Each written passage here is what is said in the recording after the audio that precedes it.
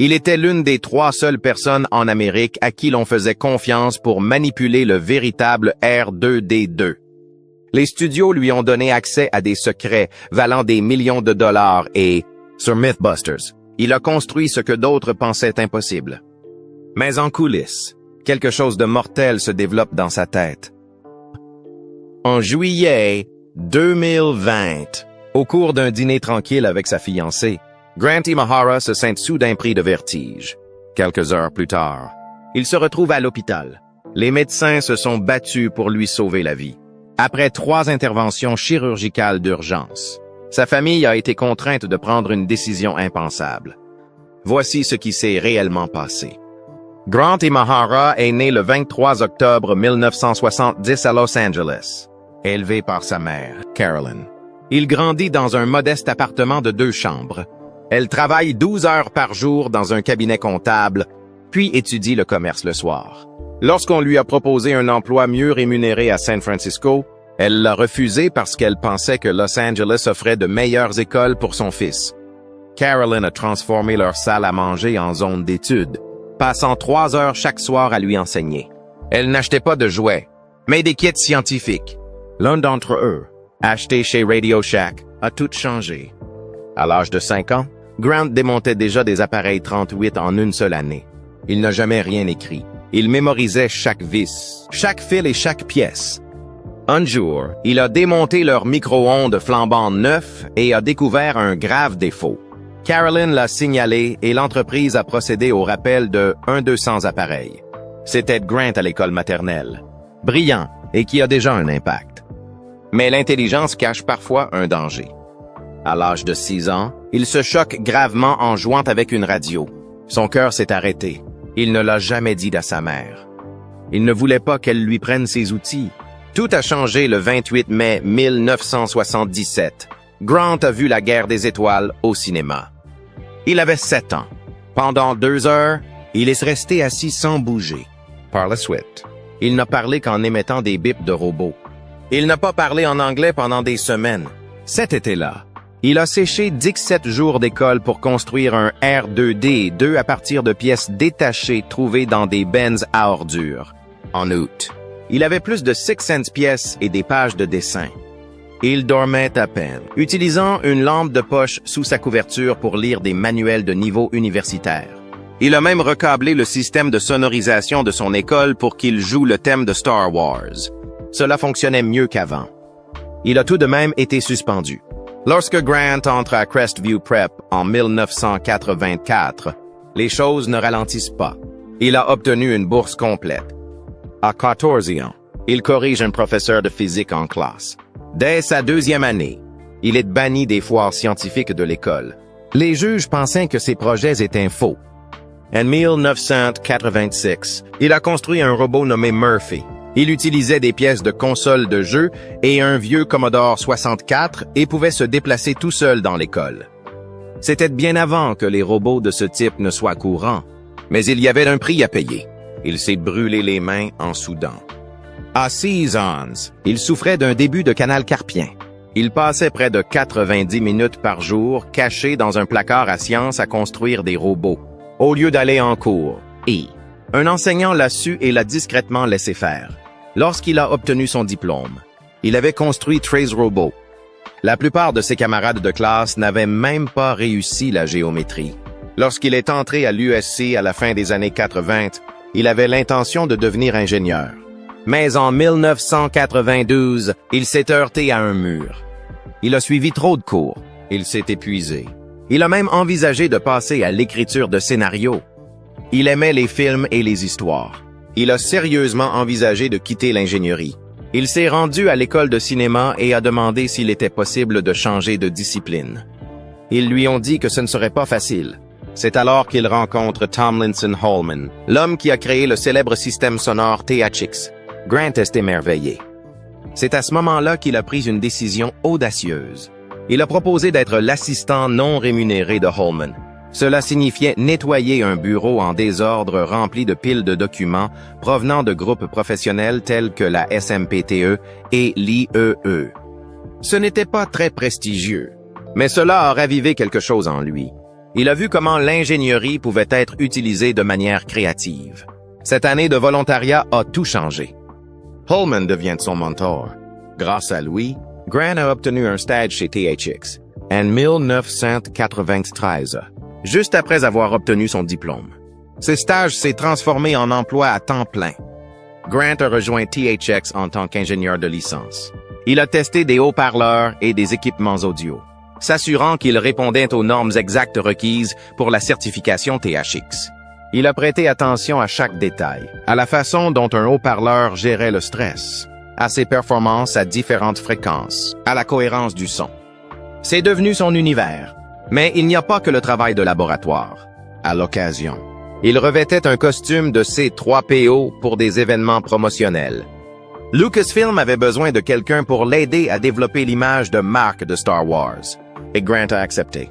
Ce n'était pas grand-chose à l'époque, mais cela laissait entrevoir la direction qu'il allait prendre, dans le domaine du divertissement et au-delà.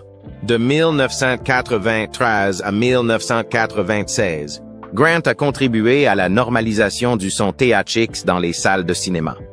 Il a construit des systèmes de test pour les réseaux de haut-parleurs et a trouvé le moyen de garantir la cohérence de l'expérience audio THX dans chaque salle de cinéma. Il a vérifié le matériel audio des fabricants et a travaillé avec les vendeurs pour respecter des directives techniques strictes. Des centaines de salles de cinéma et des dizaines de produits de consommation portent le sceau THX, grâce à son contrôle de la qualité. Le chemin de Grant Imahara vers l'Industrial Light and Magic n'a pas été simple, ni typique.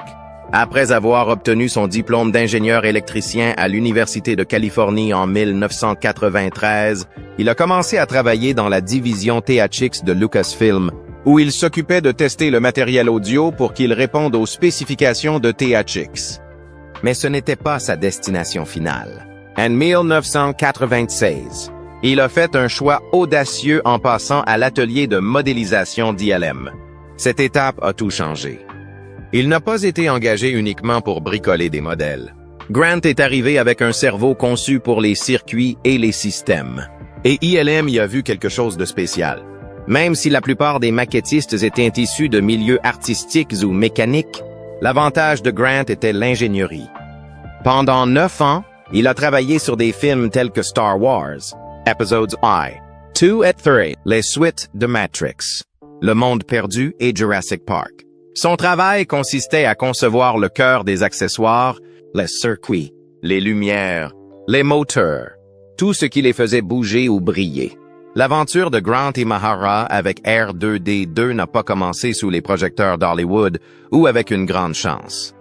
Tout a commencé dans les couloirs calmes et techniques du Skywalker Ranch, au milieu des années 1990. À l'époque, Grant n'était qu'un ingénieur qualifié, travaillant dans les coulisses de l'équipe d'archivage de Lucasfilm. Mais son travail est remarquable. Ses connaissances approfondies en électronique ont attiré leur attention. Rapidement, il a été invité à moderniser les unités R2D, deux vieillissantes stockées dans les archives de Lucasfilm. Cette petite tâche s'est transformée en un moment qui a changé sa vie. Peu de temps après, Grant a rejoint un club très exclusif. Il est devenu l'une des 3 seules personnes dans tous les États-Unis officiellement autorisé à faire fonctionner R2D2 lors d'événements en direct et de publicité. Les autres sont Don Bees et Nelson Hall. À eux 3, ils deviendront l'équipe de référence chaque fois que le droïde ne fonctionnera pas, même dans le cadre de grands projets comme Star Wars. Episode I. Lorsque des problèmes sont apparus sur le plateau de tournage à Londres, le producteur de Lucasfilm, Rick McCallum, s'est adressé directement à eux.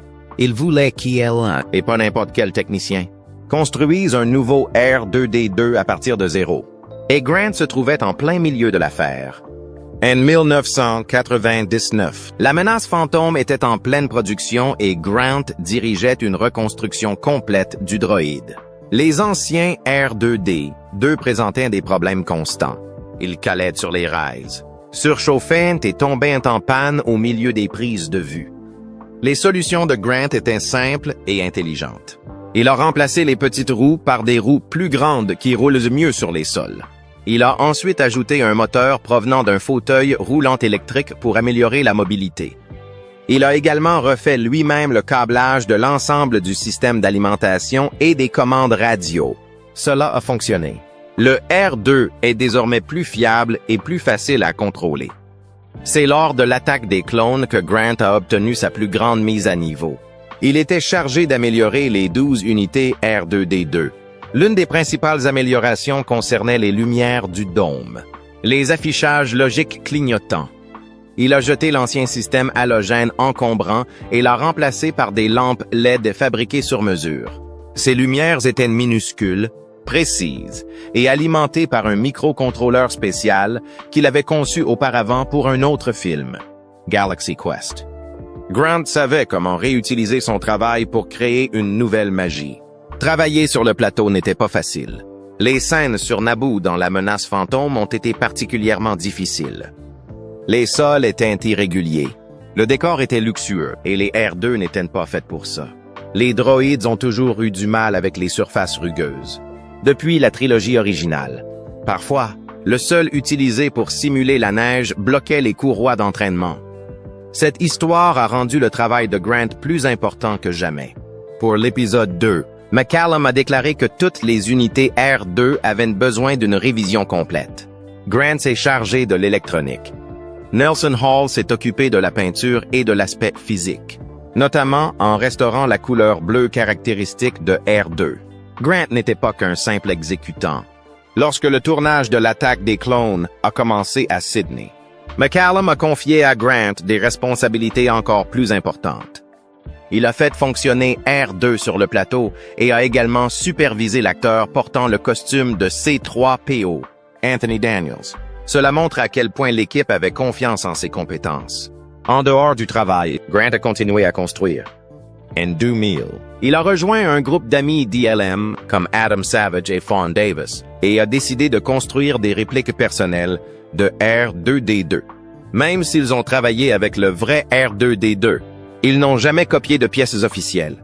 Ils ont fabriqué chaque pièce à la main à partir de zéro. Par peu respect pour la franchise. Le dévouement de Grant à faire les choses de la bonne manière le distinguait des autres. Ce n'était pas qu'une question de fanatisme. C'était une question d'intégrité. Son héritage technique n'a fait que croître à partir de là. Pour l'épisode 2, il a participé à la création de batteries à changement rapide pour R2, ce qui a permis de résoudre un problème de taille. Les anciennes batteries étaient lourdes, lentes à charger et peu fiables. Grâce au pack à remplacement rapide, R2 pouvait rester plus longtemps sur le plateau, avec moins de temps d'arrêt. Il s'agit d'une grande victoire. Même après la guerre des étoiles, Grant est resté proche de R2. Il a construit sa propre réplique parfaite, reproduisant même un détail de conception étrange à l'intérieur du dôme. De l'époxy bulleuse qui avait l'air désordonnée, mais précise. Il prêtait attention à des choses que d'autres n'auraient même pas remarquées. Grant n'était pas seulement un ingénieur en coulisses. Il est l'une des 3 seules personnes à avoir été officiellement appelé technicien R2 par Lucasfilm. Lorsque quelque chose n'allait pas, les producteurs l'appelaient par son nom. Pendant l'épisode 2, il s'est occupé de toute la mise à niveau de l'électronique pendant que son coéquipier travaillait sur les réparations esthétiques de R2. Il s'agissait notamment de rétablir la bonne teinte de bleu après que quelqu'un l'ait abîmé dans l'épisode 1. Chaque détail avait son importance. En 1999, la réputation de Grant s'est rapidement développée. Il a été promu chef maquettiste pour Galaxy Quest. 3 ans seulement après avoir rejoint ILM, il dirigeait l'un des projets de modélisation les plus prestigieux de l'entreprise. Il a construit des systèmes d'éclairage pour le vaisseau spatial Protector de la NSA en utilisant des circuits imprimés qui lui donnaient des effets réalistes et chatoyants. Ses connaissances en ingénierie rencontraient enfin la magie du cinéma, et il était l'un des seuls à pouvoir combiner les deux. Il n'a pas fini de faire ses preuves. En parallèle, il a conçu un robot nommé Deadblow et a participé à BattleBots sur Comedy Central. Le robot a participé à Dixit Match et en a remporté 10. Cette petite machine a permis de transformer son travail en jouet, en une base de fans et même en un livre, Kick and Bot, publié en 2003. Il savait comment porter ses idées au-delà du studio. Mais Grant a également fait sa marque en dehors des films et des robots. En 2008, il a contribué à redonner vie à l'une des mascottes les plus célèbres de tous les temps, le Lapin Energizer. La société avait besoin de meilleurs animatroniques. Grant les a donc construits à partir de zéro. Il a conçu des circuits imprimés avec des puces 8 bits et des commandes radio. Les lapins pouvaient démarrer et arrêter leur batterie, agiter les bras et faire tourner les baguettes sur commande. Chacun d'entre eux contenait 44 piles AA, ce qui prouve qu'Energizer était vraiment sérieux lorsqu'il disait « Continue et continue ». Grant ne s'est pas contenté de concevoir les systèmes. Il a fait fonctionner les lapins lui-même pendant les tournages vidéo. Il ne s'agissait pas seulement d'une astuce technique intelligente. Il a montré comment Grant pouvait appliquer ses compétences à n'importe quel domaine du monde du spectacle. Des films à grand spectacle aux batailles de robots télévisés. En passant par les publicités pour les piles, il a fait preuve de précision, de créativité et de cohérence. Il ne se contentait pas de construire des modèles. Il résolvait des problèmes. Il améliorait les choses. En 2005, quelque chose a changé à Mythbusters. L'équipe de construction a perdu Scotty Chapman, mais elle a gagné quelque chose d'encore plus grand. Grant Imahara. Il ne s'agissait pas d'un simple remplacement, mais d'un véritable changement. Grant est arrivé avec un cerveau vif, un diplôme en génie électrique de l'USC et des années d'expérience chez Industrial Light and Magic de Lucasfilm. Il n'était pas non plus nouveau dans l'équipe. Il avait déjà travaillé avec Adam Savage et Tori Bellassi, et il avait croisé Jamie Hyneman sur la scène des BattleBots. Adam a dit un jour que Grant était le seul d'entre nous à avoir un diplôme dans ce qu'il faisait. Et cela se voyait. Son arrivée a immédiatement mis la barre plus haut, en 9 ans et plus de 200 épisodes. Grant est devenu le geek de l'équipe de construction. Non pas comme une insulte, mais comme un insigne d'honneur. Ses compétences techniques ont comblé un vide entre l'art de Kari et les constructions de Tori. Ensemble, ils formaient un trio parfait. Mais Grant n'était pas seulement un cerveau et des chiffres. Il s'est aussi sali les mains. Parfois, littéralement. Dans un épisode de 2009, l'équipe a décidé de tester si le cérumen pouvait faire office de cire de bougie. Inspiré de Shrek. Il a d'abord semblé amusant, puis l'horreur a commencé. Un médecin leur a remis un pot de cérumen collecté sur des centaines de patients. Le travail de Grant, le réchauffer. Mais dès qu'elle a fondu, une odeur nauséabonde a envahi l'air. La cire était infectée. L'odeur a frappé comme un coup de poing. Grant n'a pas pu s'empêcher d'avoir des hauts le cœur. Sa réaction a été filmée et il a dû quitter le plateau. Des années plus tard, il dit encore que c'est la chose la plus dégoûtante que j'ai jamais faite dans ma vie. Malgré les dégâts et les accidents évités de justesse, Grant revenait toujours à ce qu'il aimait le plus, les robots. Avant Mythbusters, il a participé à BattleBots avec un robot appelé Dead Blow, une machine qui frappe rapidement et qui brandit un marteau. Il n'a pas construit Blendo. C'est la création de Jamie et Adam, un terrifiant robot rotatif si dangereux qu'il a été interdit après seulement 2 matchs. Mais Grant a laissé sa marque à sa manière. En 2010, alors qu'il travaillait encore sur l'émission, il a construit un squelette animatronic pour The Late Late Show with Craig Ferguson. Il est devenu l'un des favoris des fans. Après avoir quitté Mythbusters en 2014, Grant n'a pas ralenti. Il s'est associé à Disney pour participer à la conception d'un projet de robot de pointe appelé Stickman. Ce projet a servi de base aux Robot Stuntronics, qui évoluent aujourd'hui dans les parcs d'attractions de Disney. Mais le projet dont Grant est le plus fier n'est pas destiné à la télévision ou aux parcs d'attractions. Juste avant sa mort en 2020, il a passé des mois à construire un robot Baby Yoda plus vrai que nature. Pas pour le profit, pas pour le spectacle, mais pour visiter les hôpitaux pour enfants et apporter des sourires aux enfants qui en ont le plus besoin. Grant a également frôlé la catastrophe sur le plateau. Certains sont bien plus dangereux que le cérumen. Dans un épisode de 2011, l'équipe a construit une réplique de la guillotine volante, une arme issue de vieilles légendes chinoises. Grant en était le responsable. Alors qu'il chargeait l'appareil, celui-ci s'est soudainement déclenché. Aux 3/4 près, l'ames armées, et Grant en plein dans la zone de danger. La lame a traversé sa chemise, manquant de peu son estomac.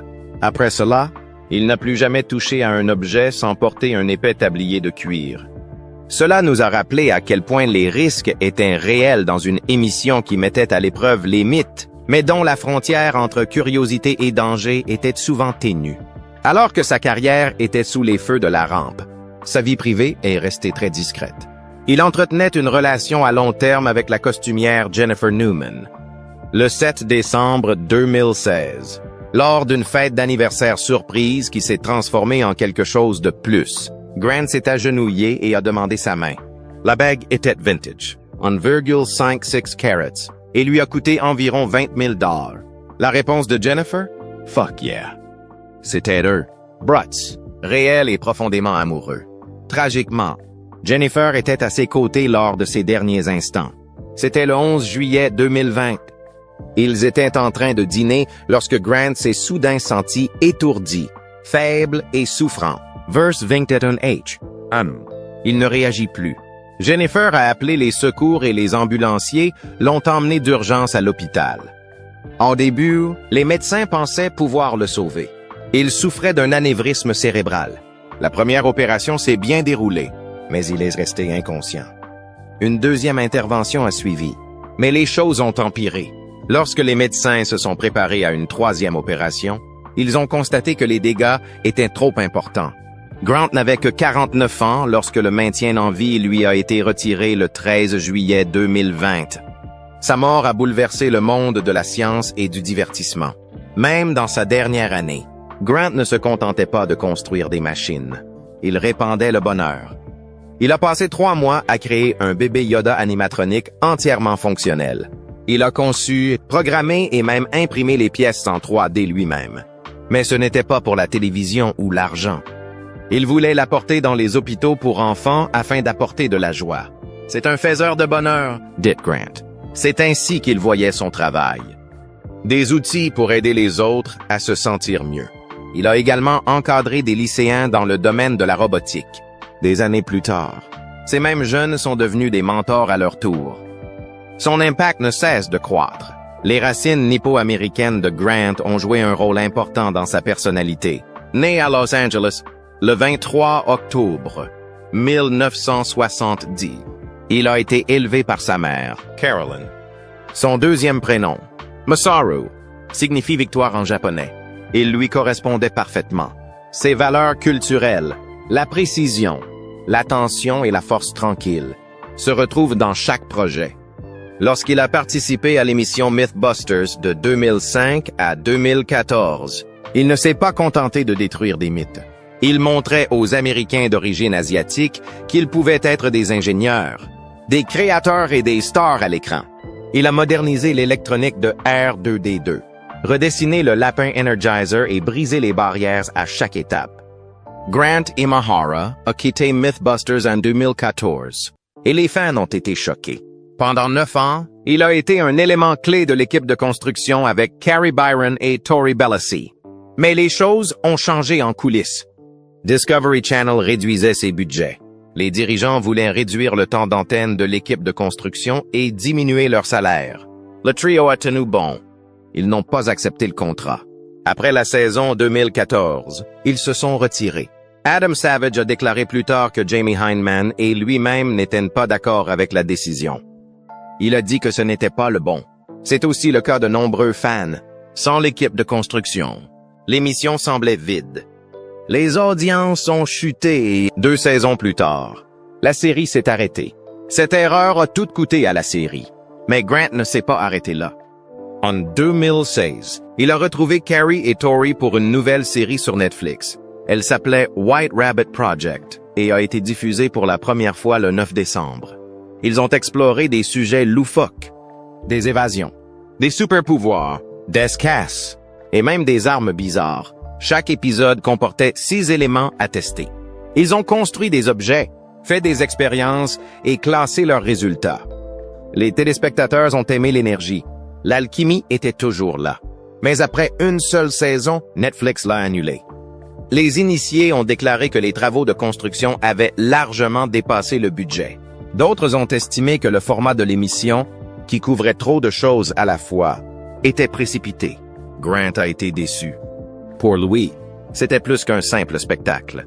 C'était un moyen de continuer à enseigner la science d'une manière amusante. C'est alors qu'est survenu un événement vraiment magique. En mars 2020, Grant a présenté au monde son bébé Yoda. Mais il ne s'agissait pas d'un jouet, il s'agissait d'une figurine animatronique complète. Plus vrai que nature, elle bouge, clignote, s'incline. Il l'a construit en 3 mois seulement après avoir regardé quelques épisodes de The Mandalorian. Chaque pièce a été conçue, imprimée et programmée par ses soins. La tête était équipée de minuscules moteurs qui faisaient bouger les yeux et cligner les paupières. Le cou pouvait s'incliner et tourner. Les oreilles étaient un cauchemar. Lord, flexible et têtu, il a dû modifier les moteurs à plusieurs reprises pour arriver à ses fins. Pour la peau, il a fait équipe avec une accessoiriste nommée Lauren Markland.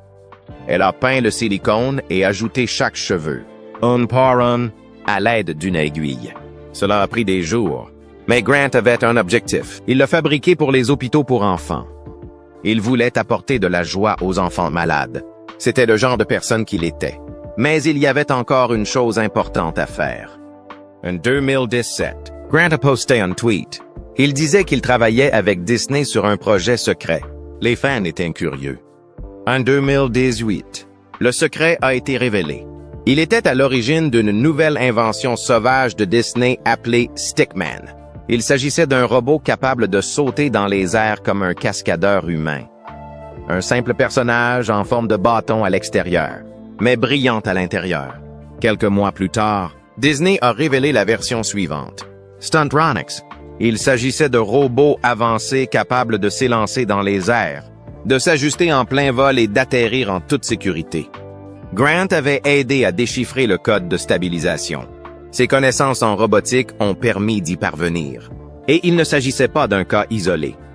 Disney prévoit d'utiliser ces robots dans les spectacles et les attractions de tous ses parcs à thème. La soirée du 13 juillet 2020 a commencé comme toutes les autres pour Grant Imahara. Il dîne chez lui à Los Angeles avec sa petite amie. Mais cette nuit tranquille a pris une tournure terrifiante.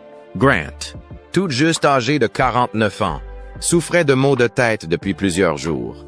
Cette nuit-là, vers 21 h, tout s'est aggravé. Rapide, il se sent soudain pris de vertige. Il a eu très mal au cou et au dos. Puis ses jambes se sont engourdies. Quelques minutes plus tard, il ne réagissait plus. Sa petite amie a appelé le 911. Les secours arrivent rapidement. Curieusement, ses signes vitaux semblaient corrects, mais quelque chose n'allait manifestement pas. Il souffrait, et son état s'estompait rapidement. Ils l'ont emmené d'urgence à l'hôpital. Les médecins ont tout de suite trouvé la cause. Un anévrisme cérébral. Elle s'est probablement développée silencieusement pendant longtemps. Et maintenant, elle éclatait en crise. Les médecins ont agi rapidement. Il a été opéré d'urgence.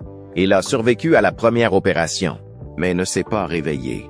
Le dimanche, ils ont réessayé. Une autre opération. Un autre coup d'épée dans l'eau. Mais encore une fois, pas de changement. Toujours inconscient.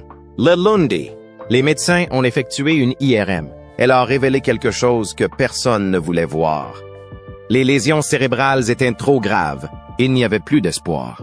Après avoir discuté avec sa famille, celle-ci a fait le choix douloureux de supprimer le maintien en vie. C'est ainsi que le monde a perdu un esprit brillant. La nouvelle s'est répandue rapidement et a frappé fort. Les fans, les scientifiques, les ingénieurs et les acteurs du monde entier sont en deuil. Adam Savage, son ami Ed Covedette de Mythbusters, s'est dit à court de mots. Il a qualifié Grant de brillant, généreux et gentil. Discovery Channel lui a rendu hommage en organisant un marathon de 2 jours de ses meilleures émissions. Mythbusters, Killer Robots at White Rabbit Project. Dans le monde du jeu, même Donjons et Dragons lui a rendu hommage. Matthew Mercer a donné son nom à un personnage, Imahara Joe, un bricoleur de génie dans un monde fantastique. C'était une belle façon de garder son esprit en vie. L'ancienne fiancée de Grant, Jennifer Newman, a fait part publiquement de son chagrin. Elle a déclaré avoir perdu une partie de son cœur et de son âme. Mais même dans la mort, l'histoire de Grant ne s'est pas arrêtée.